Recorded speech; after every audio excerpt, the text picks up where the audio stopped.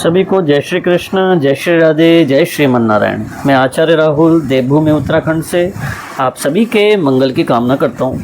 आशा करता हूँ आप सब स्वस्थ होंगे, आनंद में होंगे। ठाकुर जी से मेरी यही प्रार्थना है। सज्जनों, आज की वीडियो, आज का कार्यक्रम बहुत ही खास होने वाला है उन सभी दर्शकों के लिए, सभी लोगों के लिए जिनकी मेष राशि है। आज की वीडियो मेष राशि वालों के लिए इसलिए भी इतनी खास होने वाली है क्योंकि आज की वीडियो में हम बात करने वाले हैं मासिक राशिफल के बारे में।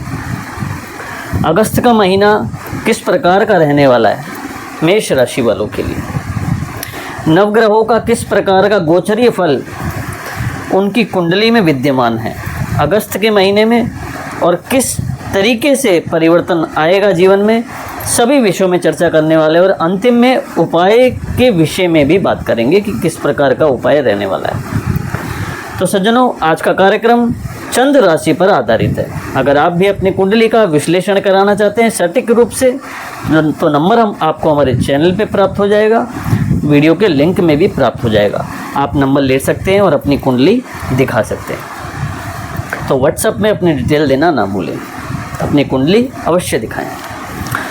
तो सज्जनों, सबसे पहले आपका चार्ट आगे लगाए मेष राशि, थोड़ा सा गोचरीय ग्रहों को जान लेते हैं कि कैसे अगस्त के महीने में गोचरीय ग्रह रहने वाले हैं। देखिए, मेष राशि आपका चार्ट आगे लगाए, आपके तीसरे भाव में पराक्रम, मित्र, भाई, बंधु, सहोदर, इस भाव को तृतीय भाव कहते हैं और पराक्रम भाव यहाँ से देखा जाता है। भ्रातृ प्रेम, भाई, बंधु, बांधव, इस स्थान पर शुक्र और गुरु की युति एक साथ बन रही है। सूर्य और बुध, सूर्य बुधादित्य योग केंद्र में बना रहे हैं चतुर्थ भाव में, यानी कि फोर्थ हाउस में, चौथे भाव में। चौथा घर होता है वो सुख का स्थान होता है, मातृभाव होता है। गाड़ी, घोड़ा, भवन, भूमि, जायदाद, ये सभी इस भाव से देखे जाते हैं। तो सूर्य और बुध की युति सूर्य बुधादित्य योग बना रही है, चतुर्थ भाव। पंचम भाव में, पांचवें भाव में केतु विद्यमान है। छठे घर में मंगल विद्यमान है। राहु एकादश 11वें घर में विद्यमान है और 12वें घर में शनिदेव विद्यमान है। ओवरऑल ग्रहों की ये स्थिति है। 2 ग्रहों का राशि परिवर्तन होगा मुख्य रूप से। सूर्य 17 अगस्त को अपना राशि परिवर्तन करेंगे, वो कर्क राशि से निकलकर सिंह राशि में प्रवेश करेंगे। इसी के साथ साथ विशेष रूप से आप देखेंगे शुक्र भी अपना राशि परिवर्तन करेंगे। वो 21 तारीख को अपना राशि परिवर्तन करेंगे, वो मिथुन राशि से निकलकर कर्क राशि में प्रवेश करेंगे। अब किस तरीके का फल मेष राशि वालों का रहने वाला है, क्योंकि शनि की 7.5 भी चल रही है, जिसका अभी प्रारंभिक ही समय है। तो देखिए, तृतीय भाव में शुक्र और गुरु की युति बहुत ही उत्तम योग बना रही है। फैसले लेने में आप हिचकिचाएंगे नहीं, पराक्रम से आप भरपूर रहेंगे।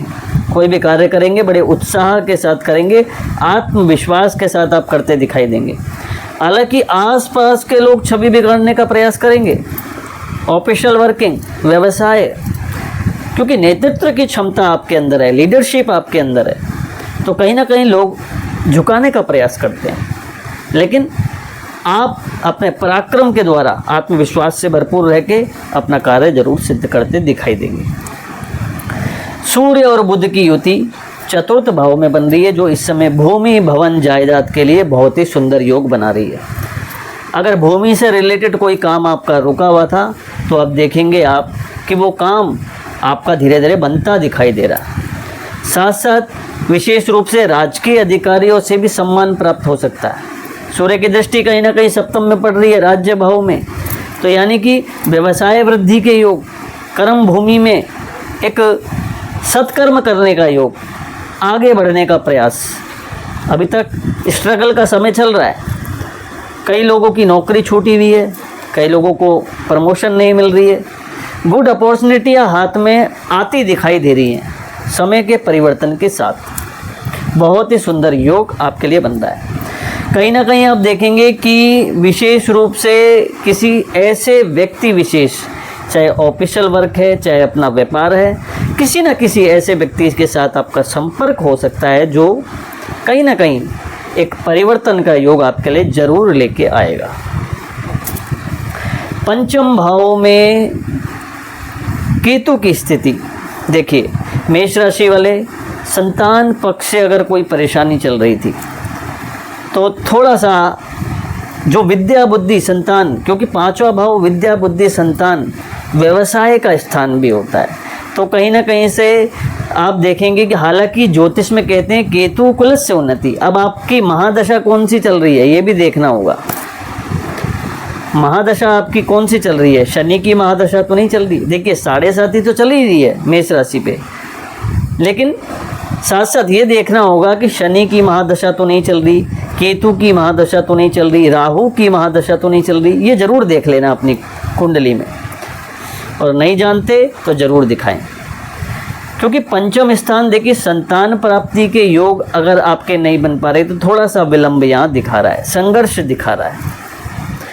देखिए शिक्षा के क्षेत्र में जो स्टूडेंट कार्य कर रहे हैं, पढ़ रहे हैं, उनको कहीं ना कहीं परिस्थिति उनके अनुकूल है, लेकिन परिश्रम होगा। और कहीं ना कहीं केतु डीप एक स्टडी में भी ले जाता है। अगर केतु को आप आलस्य का त्याग करें तो केतु बहुत कुछ देके जा सकता है। इसी के साथ साथ आप देखेंगे मंगल की युति, मंगल जो हैं वो अकेले षष्ठम भाव में बैठे हैं। छठा घर जो होता है वो एक तरीके से देखा जाए तो जो क्रूर ग्रह होते हैं उनके लिए, फिर भी तेज ग्रह जो होते हैं उनके लिए ये भाव जो है अच्छा माना गया है। तो मंगल की स्थिति षष्ठम भाव में। अब देखिए मैं एक बात कहूँगा, मेष राशि शत्रु बहुत प्रभावित करते हैं, शत्रु आसपास घिरे रहते हैं, चलते रहते हैं, कहीं ना कहीं नीचा दिखाने का प्रयास करते हैं। ये मेष राशि वालों के साथ होता है, कहीं ना कहीं उनको डाउन करने की सोचते हैं लोग। ऑफिशियल वर्क में अगर कोई सीनियर है तो वो भी दबाने की सोचेगा, क्योंकि इनके अंदर लीडरशिप होती है। लेकिन अब मंगल षष्ठम भाव में बैठे हैं, यानी कि शत्रु अब पीड़ा नहीं पहुंचा पाएंगे, शत्रु अब आपको नीचा नहीं दिखा पाएंगे, शत्रु अब आपको परास्त नहीं कर पाएंगे, क्योंकि मंगल वहाँ बैठे हुए हैं। अब आप शत्रुओं को परास्त करेंगे, शत्रु आपसे भयभीत रहेंगे कहीं ना कहीं पराक्रम में, क्योंकि पराक्रम में शुक्र और गुरु की युति वैसे ही बन चुकी है। और इधर शत्रु यानी कि रोग भाव में, रूपी भाव में कहीं ना कहीं मंगल का बैठना, ये पराक्रम में तो वृद्धि है ही, लेकिन साथ साथ शत्रुओं को भी आप परास्त करेंगे, ऐसा योग बनेगा। राहु एकादश भाव में बैठा है, कहीं ना कहीं एकदम से लाभ करा सकता है। लेकिन अगर मेष राशि आप मार्केटिंग या शेयर मार्केट में पैसा लगाते हैं, ट्रेडिंग में पैसा लगाते हैं तो ज़्यादा ना लगाएं, मैं निवेदन करूंगा। अगर आप शेयर मार्केट में पैसा लगाते हैं, ट्रेडिंग में पैसा लगाते हैं मेष राशि, तो इन चीज़ों से आपको बचना चाहिए, क्योंकि राहु एकदम से उठाता है और एकदम से नीचे गिराता है।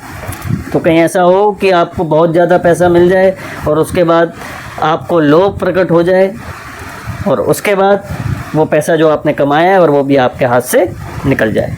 थोड़ा बच के रहें। शनि द्वादश भाव में बैठा है, अच्छे योग हैं, बाहरी क्षेत्रों से लाभ हो सकता है लेकिन परिश्रम से, बाहरी संपर्कों से लाभ हो सकता है लेकिन परिश्रम से। और धर्म और नीति पूर्वक तो मेष राशि वाले वैसे भी चलते ही हैं, तो उनकी विजय तो निश्चित है। तो अधिक जानकारी के लिए अपनी कुंडली का विश्लेषण जरूर कराएं, नंबर आपको हमारे चैनल पे प्राप्त हो जाएगा। 2 उपाय जरूर करें मेष राशि वाले, शनि की 7.5 भी चल रही है, प्रतिदिन हनुमान चालीसा का पाठ नियमित रूप से करें। दूसरा, श्रावण का महीना भी चल रहा है, शिव का रुद्राभिषेक जरूर करें, बहुत ही लाभदायक है, नवग्रहों के लिए तो बहुत ही अनुकूलता से भरपूर है। तो ये 2 उपाय जरूर कर लें।